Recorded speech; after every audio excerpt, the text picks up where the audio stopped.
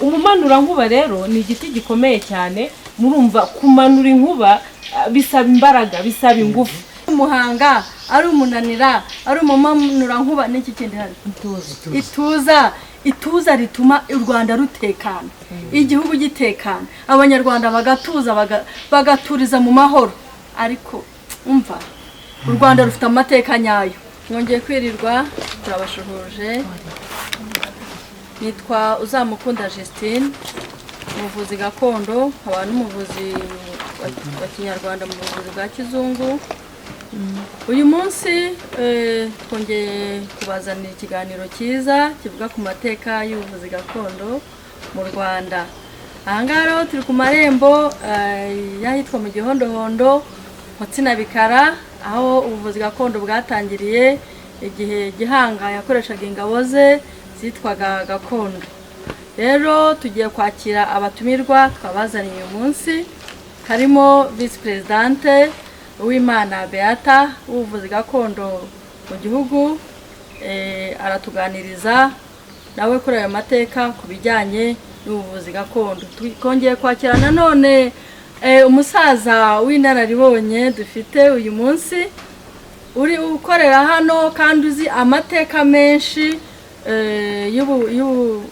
yo mu Gihondohondo, aho bimikiye umwami Gihanga. Aratuganiriza kuri byinshi mutari muzi, mugiye kumenya kandi mugiye gusobanukirwa nkuko twabyemeje Channel Betisida mu kidendezi kubazanira byinshi mutari muzi, mugiye kumenyera ahangaha, kandi agaciro k'ubuvuzi gakondo turifuza kukazamura n'abatabizi bikabagira umumaro. Murakoze. Nyakubahwa Vice Presidente w'urugaga Aga Rwanda Network mu Rwanda, turakwakiriye kuri Channel yacu ya Betisida mu kidendezi. Urakaza neza utuganirize ku bijyanye n'amateka y'ubuvuzi gakondo mu Rwanda. Murakoze cyane. Nkuko yababwiye, ndi Vice Presidente w'abavuzi gakondo mu Rwanda. Amazina yanjye ni Uwimana Beata, nkaba nzi byinshi ku buvuzi gakondo bwa hano mu gihugu cyacu. Murakoze cyane. Dufite kandi undi mutumirwa wacu w'ingenzi, umusaza w'inararibonye witwa Yozefu, uzi byinshi hano ku mateka y'ahangaha muri Mutsina Bikara mu Gihondohondo. Aratuganiriza byinshi nkuko muri bubyumve kandi muranezerwa. Murakoze, murakaza neza muzehe Yozefu. Ndabashuhuje. Yashitse bahire ni Twatekimana Yozefu, ndikavukire kahangaha, na famille zabo nkomokaho bavuka hano Buhanga. Byinshi nzi by'amateka y'ahangaha bijyanye n'ikomeka kw'abana hano. Iyo mihango niho yakorerwaga, turagira tubiganiraho. Hari ukwimika kw'abami, hari gufata imitsindo byatumaga umwami akomera ku ngoma. Byinshi bitandukanye, hari byinshi muragenda mumbaza mbasobanurira, mudashoboye kujya kumenya mwamenye. Ari byiza cyane. Yego, murakoze muzehe kutuha icyo kiganiro. Nagira ngo nkwibarize hano ko amateka avuga yuko ahangaha hariho umwami yimikiwe umwami wa mbere, kandi ko hariho ngo ingabo za gakondo zatangiriye gukora ubuvuzi bw'umwimerere cyangwa bwa Gihanga. Wabitubwira mu ncamake uko byagenze? Hano niho Gihanga abanje aza kuhimikirwa, bituma abami bose bayoboye iki gihugu cyacu cy'u Rwanda baza kuhakora imihango ijanye no kwimika. Hano rero guhita Buhanga bahitiriye Gihanga. Bityo niho ibyangombwa byose byakorerwaga. Nta mwami n'umwe utarakandagiye, kereka kigenda hindurwa waguye hanze n'utarageze hano. Hano bakoraga byinshi bitandukanye. Urakoze Yozefu, narabibonye mu muco nyarwanda. Turishimiye kubonana nawe, twishimiye kuganira nawe ku bijyanye n'umuco nyarwanda ahangaha mu Gihondohondo Mutsina Bikara, aho umwami yimikiwe, kandi ariho ingabo za gakondo, ari izina gakondo, ubuvuzi gakondo buhera, ndetse bikaba bifitanye isano ikomeye n'umuco nyarwanda nk'uko twagiye tubyumva.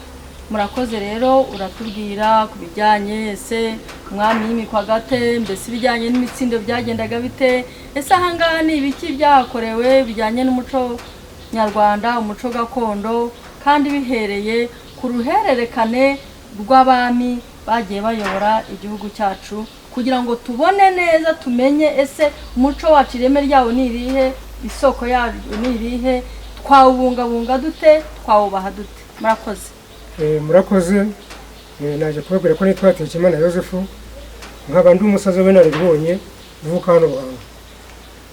Hano Buhanga rero ni ahantu hakorerwa imihango ijyanye no kwimikwa kw'abana, kuva kuri Gihanga kugeza ku mwami wa nyuma Kigeli Ntahindurwa. Kigeli Ntahindurwa waguye hanze niwe utarakandagiye hano, ntabwo yigeze aza gukorerwaho imihango ijyanye no kumwimika. Bityo abandi bose bakurikiyeho kuva kuri Gihanga baza kuhakora ikintu bita imitsindo. Imitsindo byabaga ari ibintu babaga bateguye bitandukanye, ibyatsi n'ibiti runaka mu gihugu hose, n'ahandi byabaga uretse hano kwa Gihanga. Noneho iyo mitsindo akaza kuyihabwa n'abantu bitwa abiru. Abo biru harabavukaga hano Buhanga bwite, n'ababaga bazanye n'umwami aje kwimikirwa hano iyo yabaga yaturutse. Muzehe arakoze cyane kutubwira mu ncamake ibyaberaga hano mu Gihondohondo, ko ariho abami bimikirwaga, ndetse uhereye kuri Gihanga umwami wa mbere wayoboye u Rwanda, ndakeka ari ahagana mu mwaka wa 11 mu kinyejana cya 11, sibyo hari muzehe, kugeza ku mwami wabanjirije Kigeli wa gatanu Ndahindurwa ariwe Mutara wa gatatu Rudahigwa. Uvuga ngo kugeza kuri Mutara wa gatatu Rudahigwa abami bose imihango babakoreragaho bayikoreraga hano mu Gihondohondo, hano mu Gihondohondo bagahabwa ya mitsindo, none bigatuma baje gukomera ku bwami. Kandi mwatubwiye ko imitsindo bahabwaga yabaga igizwe n'ibyatsi bitandukanye ndetse n'ibiti, ibiti wenda by'inganzamarumbo bagakuraho ibishishwa by'inyuma cyangwa se amahango bakabivanga n'ibyatsi bitandukanye. None se muzehe, ngarutse ku muco wacu wo kwimika abami ndetse no guhabwa imitsindo, ntabwo twabihuza n'inkomoko y'ubuvuzi gakondo, kuko urumva iyo mitsindo igizwe n'ibyatsi n'ibiti, kandi no mu buvuzi bwacu bwa gakondo tuvurisha ibyatsi ndetse n'ibiti bitandukanye. Ubwo rero murumva ko umuco wacu nyarwanda, umuco wo kwimika abami hari aho bihurira na bwa buvuzi twatangiye tuvuga, ubuvuzi bwacu bwa gakondo, ubuvuzi bwacu bwa Gihanga, ndetse ubuvuzi bw'abanyarwanda. Muze, none se watubwira bimwe mu byatsi bakoreshaga mu kwimika umwami cyangwa mu kumuha imitsindo, niba hari amakuru waba ubifiteho? Nyafiteho cyane, ntabwo ari ukumanza kuyatekerezaho kure, nyaziho ku buryo buhagije. Ibyatsi bimwe bakoreshaga, hari ibyatsi bitaga hari icyatsi igiti bakoreshaga bacitaga umuhanga. Umuhanga ukaza gukurikirwa kunganirwa n'igiti bita umunanira. Umunanira ukaza kunganirwa n'igiti bita ituze. Ituze ikaza kunganirwa n'igiti bita umumanura-nkuba. Ibyo byose barabihuzaga, noneho bakabitongera bakabivuguta bakashyira muri amazi, umwami akaza akayiyuhagira. Ibindi bakamufatisha akaja kubyerekana i Nyanza babivanye hano kwa Gihanga. Muzehe arakoze cyane kutwibutsa bimwe mu bimera bakoreshaga mu guha umwami ya mitsindo. Yavuzemo umunanira. Umunanira urumva ko kwari ukugira ngo bakamutongera azananira abanzi, azananire babandi batekerezaga gutera igihugu. Nicyo umunanira muri makeya wasobanuraga. N'umunanira natwe tuwukoresha mu miti yacu ya gakondo, kandi akaba ari umutsindo cyangwa se akaba ari nka tuvuge nk'igihe ku muntu yakoresha kugira ngo ananire abanzi bamuhiga mu byerekeye no kumugirira nabi. Yavuze umumanura-nkuba. Umumanura-nkuba rero ni igiti gikomeye cyane. Murumva kumanura inkuba bisaba imbaraga, bisaba ingufu. Icyo giti rero cyafashaga umwami gutsinda bababisha babaga bateye igihugu, nk'uko bavugaga ko u Rwanda ruratera ariko ntabwo rutera. Murumva ko ibyo byose rero bifitanye ishano na ya mitsindo umwami yabaga yarahawe yo gutsinda abazimu, yo gutsinda abanzi bagahera ishyanga. Muze ndumva amateka hano ndetse ndumva bihura cyane n'ubuvuzi gakondo. Yego. Urakoze cyane. namwe murakoze. urakoze muzehe. nanone nanjye ndagira icyo nkubaza kijyanye no kuri iyo mitsindo. Ese ko watubwiye yuko hari iyo mitsindo, ibiti bitandukanye watubwiye, kandi ikindi kintu kitunejeje ni uko ibyo biti ari umuhanga, ari umunanira, ari umumanurankuba, n'iki kindi hari ituza rituma u Rwanda rutekana, igihugu gitekana, abanyarwanda bagatuza, bagaturiza mu mahoro. Ariko umva, u Rwanda rufite amateka nyayo, kandi amateka meza, amateka mazima, amateka afite inkomoko kandi ataracitse, nicyo gishimishije. Nubwo bisa nkaho byagiye bicumbagira, ariko uyu munsi nk'abanyarwandakazi, nk'abanyarwanda cyane cyane, noneho njyewe munyarwandakazi Ndabaga wagize uruhare mu kubohora igihugu cyanjye, mu guhagarika jenoside, hamwe n'abandi banyarwanda bitangiye igihugu, numvise ari ngombwa yuko aya mateka y'igihugu atahagarara ahangaha, ahubwo twayasapotinga, twayaha imbaraga, twayasubiramo tukayacengera cyane, tugasobanukirwa ibitazwi uyu munsi n'abatabizi bakabimenya, kugira ngo bigirire umumaro iki abanyarwanda. Vice President, uri umuhanga cyane, uvuze ibintu bikomeye by'ubwenge. Uyu mugabo nawe ndamushimira. Ese Joseph, ndagira ngo nkubaze ikibazo kimwe. Uri hano wavukiye ryari? Ibi bintu watangiye kubizamo ryari? Watangiye kubimenya kugira ngo usoba? Ese hari ibyabaye uhari? Hari ibyo wumvise bimeze bite? Hano mpamaze imyaka myinshi, niho navukiye. Ndumva ndi kwarangiza imyaka 65. Kabisa. Bityo rero hari byinshi nagiye mbona bitandukanye bijanye n'iyo mitsindo. Yego. Kuyimenya nuko kugeza kuri saa nayo nyizi. Warabirebaga? Byinshi byakorwaga ureba? Byakorwaga mbibona. Yego. Na n'ubu bimwe ndabizi. Yego. Byinshi nshobora kugera nkabihuza, bikakora nk'ikintu byakoraga. Yego. Ikindi nshobora kuba kuboneyeho, nabonye ku mwami Rudahigwa. Reka? Nabonye ku mwami Rudahigwa, biri n'amatsinda. Yego. Yaje kugabira papa. Atubwiye uburyo umwami Rudahigwa yaje kugabira se umubyara. Ni ikintu gikomeye, kuko abenshi bumva umwami nyir'igihugu, bakumva wenda ko atasabanaga n'abaturage be yarayoboye, ariko aduhaye urugero atubwira ati umwami Rudahigwa naramwiboneye aje kugabira papa wambyaye. Nahise ngira amatsiko yo kumenya igikorwa umwami Rudahigwa papa w'uyu mubyeyi yamukoreye kugira ngo amugabire.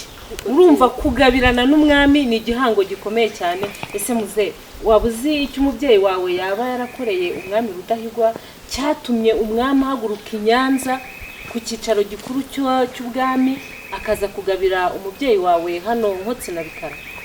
Ndakizi, ni cyiza cyane. Na n'ubu kinarahari, muri buze kukibona.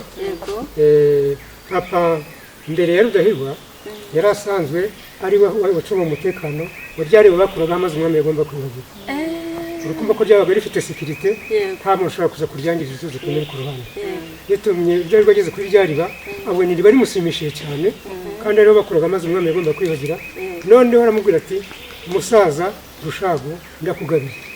Yamugabiye ikintu noneho rero. Yaje kumugabira kuva kuri kaburimbo kugera impande y'ishyamba rya Gihondohondo, isamba arayimuha.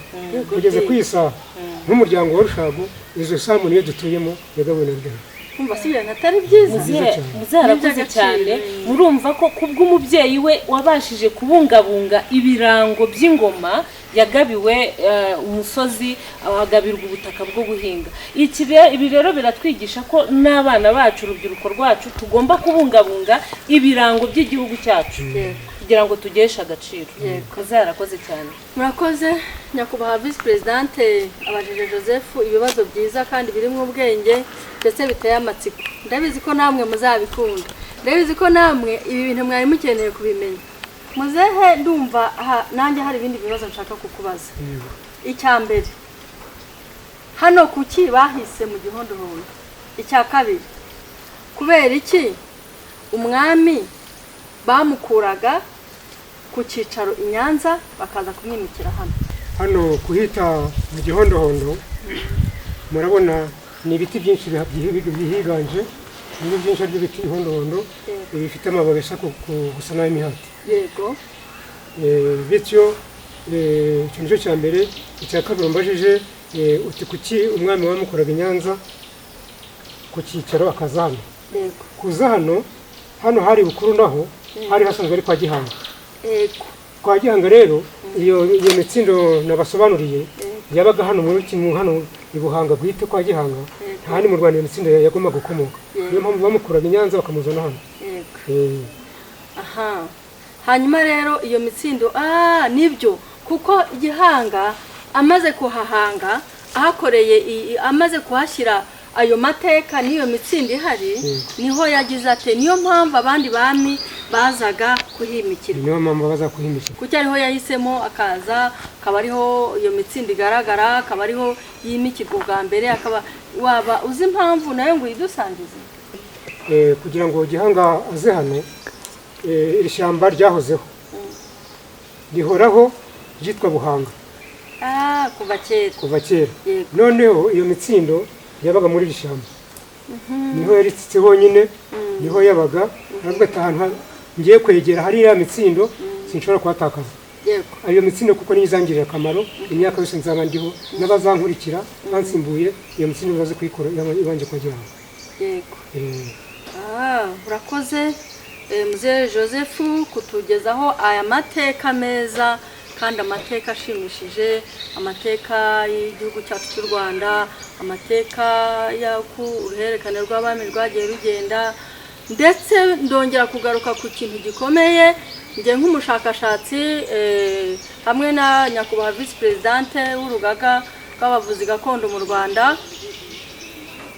Ni byiza ko impamvu twahisemo kuza hano kugira ngo tuyibamenyeshe nuko hano ubwo umwami Gihanga yararimo ahageze aje gushaka iyo mitsindo cyangwa se ahageze yarahatinze urumva uwo muhango bahakoreye n'umuhango wafataga igihe kinini, ntabwo cyari igihe gito ngo azahita agenda. Noneho aho yaravuye aje training ingabo ageze hano mu ngabo yari afite hari harimo umutwe w'ingabo witwaga Gakondo. Noneho nibwo icyorezo cy'uburwayi yasanze cyateye mu baturage bari bakikije hano. Umwami nk'uko yari umwami, abaturage ari rubanda rw'umwami, yagombaga kugira icyo abakorera.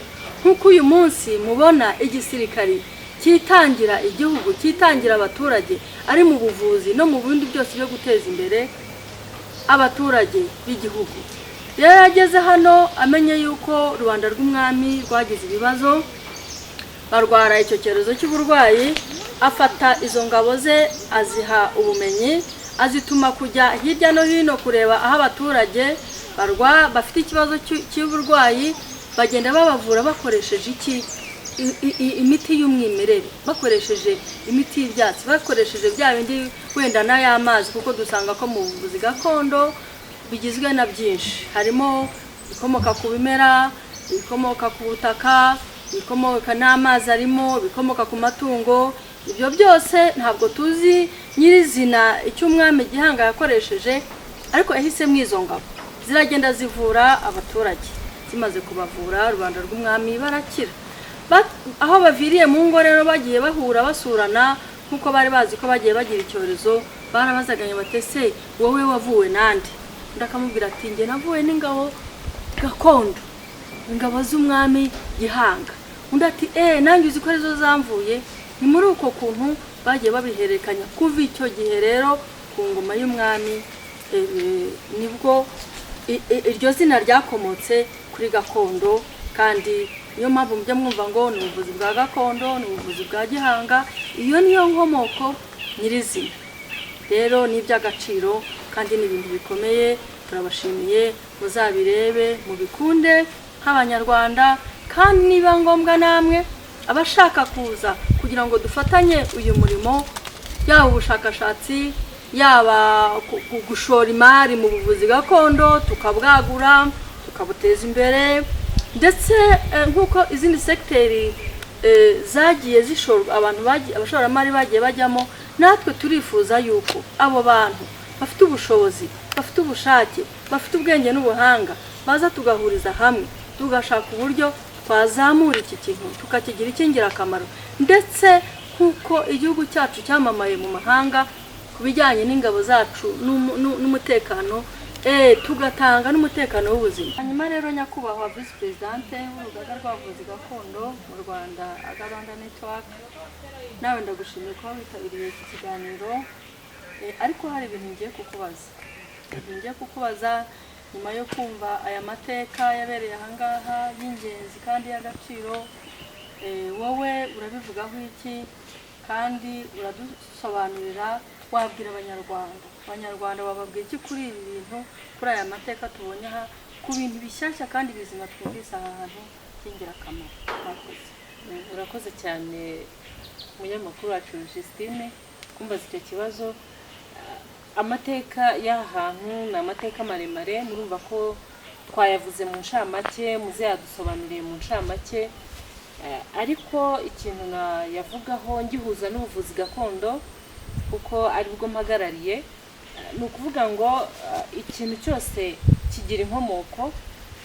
Tumaze kumva ko ubuvuzi gakondo ntabwo bwapfuye kuza gusa, nta nubwo bwicaye ari umuntu wicaye ngo abuhimbe, ahubwo twumvishe ko bwakomotse ku mwami wa mbere wayoboye u Rwanda, ariyo Gihanga cyahanze u Rwanda, kigahanga inka, kigahanga ingoma.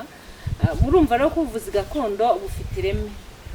Tumaze kubona ko ubuvuzi gakondo bwazanywe n'ingabo z'umwami gakondo, mwibwirizwa ry'umwami Gihanga ubwo yabasabaga kujya kuvura abaturage bari batewe n'ibyorezo aho bari bakambitse muri kano gace, bakagenda bakabavura bakagarura ubuzima. Niyo mpamvu rero umuco wacu usigasiye byinshi, usigasiye amateka yacu, usigasiye ubuzima bwacu. Buriya abanyarwanda dukwiye kubaho mu muco wacu kuko umuco wacu ni ubuzima. Kubw'ubuvuzi gakondo rero tuzi ko ubuvuzi gakondo bwunganira ubuvuzi bwa kizungu, kuko n'imiti ya kizungu ikomoka mu bimera cyane, ikomoka mu ngirabuzima zitandukanye, zaba iz'inyamaswa, zaba iz'ibimera bidafatika tutabasha no kubona n'amaso yacu, ndetse n'izindi ngirabuzima na za microbe. Ibyo byose biragenda bikunganira ubuvuzi bwa kizungu, bakabubyazamo imiti yindi dukoresha muri kizungu. Mu bihugu rero bimwe na bimwe ubuvuzi gakondo bwagiye butera imbere, kuko ushobora kujya kwivuza mu kizungu bakanaguhitishamo ese urivuza hano mu kizungu cyangwa urajya kwivuza muri gakondo. Dufatiye urugero mu gihugu cy'inshuti zacu cy'Ubushinwa, usanga ubuvuzi gakondo buteye imbere ku buryo umurwayi ashobora guhitamo kwivuza mu kizungu cyangwa se agahitamo kwivuza mu buvuzi bwa gakondo. Natwe rero ubuvuzi bwacu bwa gakondo buri kwiyubaka. Reka mvuge ko buri kwiyubaka kuko hari igihe cyageze bugasa n'ubucitse intege, bugasa n'ubusubiye inyuma. Iyo twinjiye mu mateka y'Afrika tukinjira mu mateka y'ubukoloni mu bihugu byacu bya Afurika hafi ya byose uretse Ethiopia na Liberia, dusanga ko abanyafurika n'ubundi bamye bakoresha ibimera, bamye bakoresha ibikomoka ku nyamaswa mu kwikingira ndetse no mu kwivura. Murumva ko umwami yahabwaga ya mitsindo yo kumukingira. N'abanyafurika rero buriya hari ibimera, hari inyamaswa bakoresha mu kwikingira. Twavuga nk'intare, umuntu akaganza agatinywa nk'intare, umwami nyir'ishyamba. Twavugamo wa muhanga muze yatubwiye, ntagire ubasha kuguhangamura ukaba igihangange. Twavugamo iki gihondohondo, yatubwiye ko aricyo kigize ahanini ibiti biri mu gihondohondo aho umwami yimikirwaga. Igihondohondo nacyo ni umuti ukomeye mu buvuzi bwa gakondo. Ubuvuzi bwacu bwa gakondo rero ntago twifuza ko buguma muri ya gakondo yayindi abantu batinya, yayindi umuntu ashobora kujya kwivuzamo bakavuga ko yagiye kwivuza mu bapfumu, yagiye mu barozi, yagiye. Turifuza ko ubuvuzi bwacu bujya ku mugaragaro, kandi turifuza ko ubuvuzi bwacu bugendana n'iterambere. Nyakubahwa Vice Presidente utaragera kure, ndashaka abo bavuga yuko ubuvuzi gakondo ari bijyana mu myuka mibi. Umuntu yajya kwivuza yaba aranakijijwe bagahita bagira bate bamugendera kure bamuca. Agira icyo tubwira ku mateka kuki byabaye gute? Ese wakwibutsa ubuvuzi gakondo bwaciwe ryari ry'abakoloni bazaga babuciye mu buhe mwaka? Kuki byahise bibi bipagane bitemewe bicirwa mu Banyarwanda? Kandi ndaza kubaha amasomo ari muri Bibiliya yerekana yuko n'ubundi kuva kera Imana yari yarabwiye abantu yuko bazavurwa n'ibyatsi. Urakoze cyane Justine. Ubuvuzi gakondo mu bihugu bya Afurika cyane cyane no mu gihugu cyacu, aho umwaduko w'abakoloni uziye, reka tujye mu gihugu cyacu kuva mu 1900 aho abamisiyoneri baziye, abamisiyoneri ba Kiliziya Gatolika ndetse n'andi madini uko yagiye akurikirana, bagiye bahabwa inyigisho z'ubukristo. Izo nyigisho rero zikaba zaraganishaga sinatinya kuba ko zangishaga rubanda umuco, kuko twabonye ko umwami yazaga agahabwa imitsindo. Iyo mitsindo rero bagiye bagaragaza ko ari ibintu by'imyuka mibi, ari ibintu by'ibipagani, ari ibintu by'ibishitani nk'uko babivugaga, bituma abantu bagenda babicikaho buhoro buhoro, kuko buriya hari n'imihango myinshi yakorwaga mu muco nyarwanda nko guterekera, bakiyambaza abakurambere, bakiyambaza abatubanjirije kugira ngo bagire ibyo babatsindira. Hakorwaga n'umuhango wo kubandwa, umuntu akabandwa bwa mbere aribyo bitaga kwatura, umuntu akabandwa bwa kabiri aribyo bitaga gusubizaho, utarabanzwe ndetse mu muco wacu bamwitaga inzigo. Ibyo rero ahubwo baraje babihuza na bwa bukristo, bavuga ko utarabatijwe wabiki ari umupagani. Ubwo rero ya mihango yakorwaga mu muco nyarwanda yahinduwe ibipagani, ihindurwa ibishitani, kandi iyo mihango nubwo yakorwaga yaherekezwaga n'ibyatsi. N'ubundi byarangiraga muri ya mihango bakoresheje iki? Bakoresheje ibyatsi, bakoresheje inyamaswa.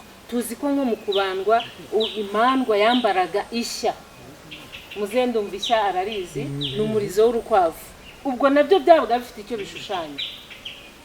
Tuzi ko mu kubandwa habaga hari intango, iyo ntango urugata yabaga iteretseho hari icyo rwasobanuraga, ibyatsi byabaga bisenze ya ntango hari icyo byasobanuraga. Ubwo rero ubuvuzi gakondo bwagiye bukendera gake bitewe n'umwaduko w'abazungu. Yego kumenya ubukristo ni byiza, ariko nanone kudafata imico y'ahandi ngo tuyimire uko byakabaye nabyo ni ingenzi, kuko hari ibidukura ku muco wacu, kandi umuco wacu ari bwo buzima bwacu. Murakoze nyakubahwa Visi Perezidante w'urugaga ku busobanuro muduhaye, uratunyuze kandi twungukiyemo byinshi.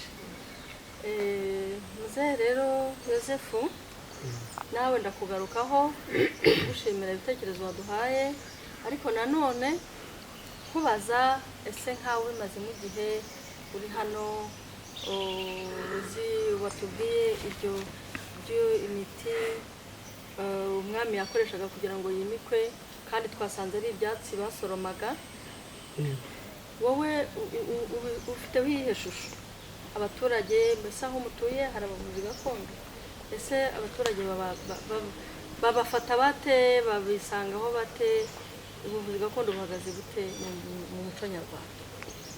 Murakoze. Mu muco nyarwanda hano dutuye abavuzi gakondo barahari, barahagwiriye. N'imiti gakondo ubu yariyongeye. Kwiyongera kwayo bagumye kwisigasira, bagumye kuyibungabunga, niyo mpamvu bagumye kugenda yiyongera. Bityo rero turashimira kugira ngo ikomeze yiyongere, itere imbere. Buri muvuzi, umuntu uwo ari we wese ufite uburenganzira n'ubushobozi abe yaba umuvuzi gakondo. Murakoze. naho ngaho ngarukiye. Murakoze cyane. Muzehe mwuganiye gatoya avuze ikintu cyiza cyane, ati umuntu ufite ubushake n'ubushobozi abe yaba umuvuzi gakondo. Ariko ntitwirengagize ko ubuvuzi gakondo ubundi ni umurage, ni uruhererekane rwo mu muryango. Nk'uko umuntu araga umwana we ati mwana wanjye uzakora iki. Burya kera rero iyo umuntu yabaga ari umuvuzi gakondo yahitagamo umwana we mu muryango uzamusimbura kuri ya ntebe y'ubuvuzi gakondo.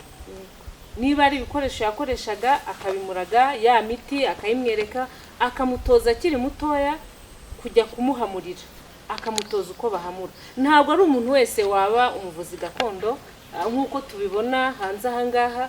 Umuntu araza ati ndi umuvuzi gakondo, undi ati ndi umuvuzi gakondo.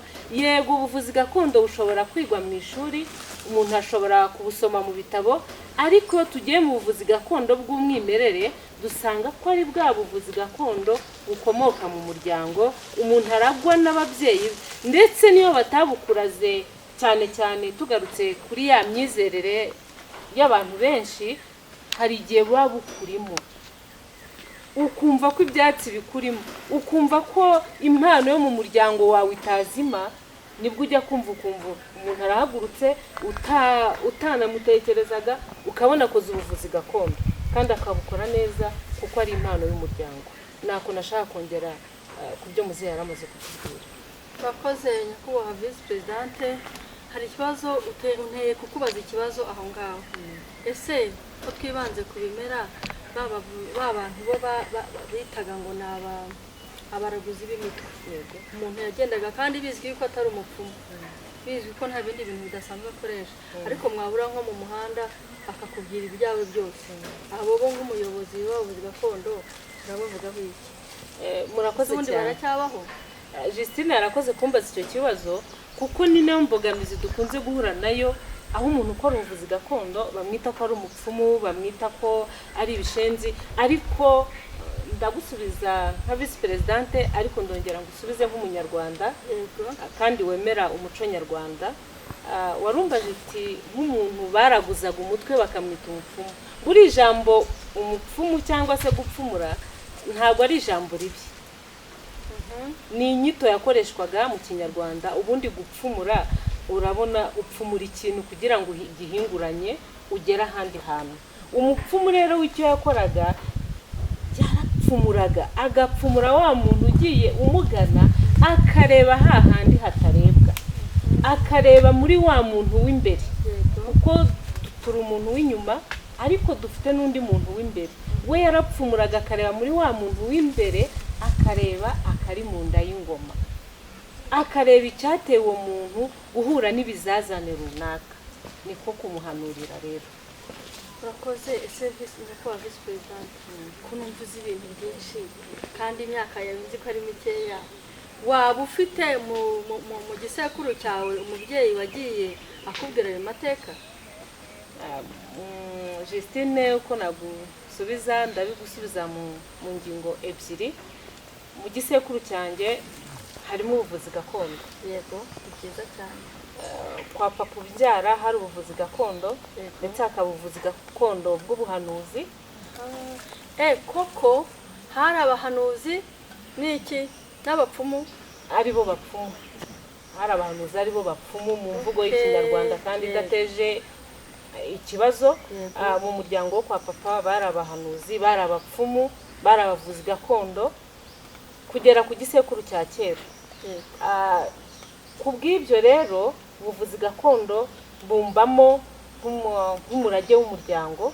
Ariko nkongera nkagaruka, ndi n'umunyamateka, mfite impamyabushobozi mu by'amateka ya kaminuza. Ubwo rero ayo mateka nize iyo nyahuje n'ubumenyi gakondo mfite, ndacukumbura nkareba icyari gikuye mu muco nyarwanda, icyo tugomba gusigasira n'icyo tugomba kureka. Urumva ko hari ikintu gikomeye utari watubwiye kandi gihanitse kizima. Murakoze rero, turabashimiye cyane abo twafatanyije ikiganiro ku bijyanye n'umuco n'amateka ndetse n'ubuvuzi gakondo.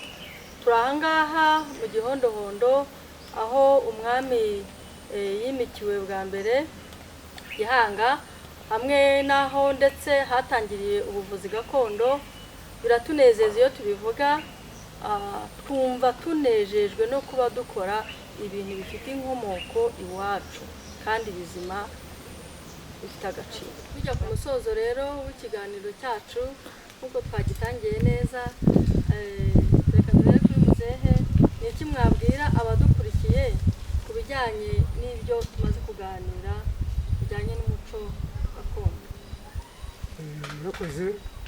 Icyo nabwira nabwira abadukurikiye bijyanye no kugana ibyerekeranye n'umuco gakondo ni uko bagumya gukomeza kubungabunga no gusigasira ibinyabuzima by'umuco gakondo kugira ngo bizatugirire akamaro buri wese abyiyumvemo ndetse n'abana dushoboye kuba tuzasiga tuzaguye kubibungabunga. murakoze nyakubahwa visi perezidante nawe gira icyo ugeza ku badukurikiye ku bijyanye n'ikiganiro twagiriye hano. murakoze.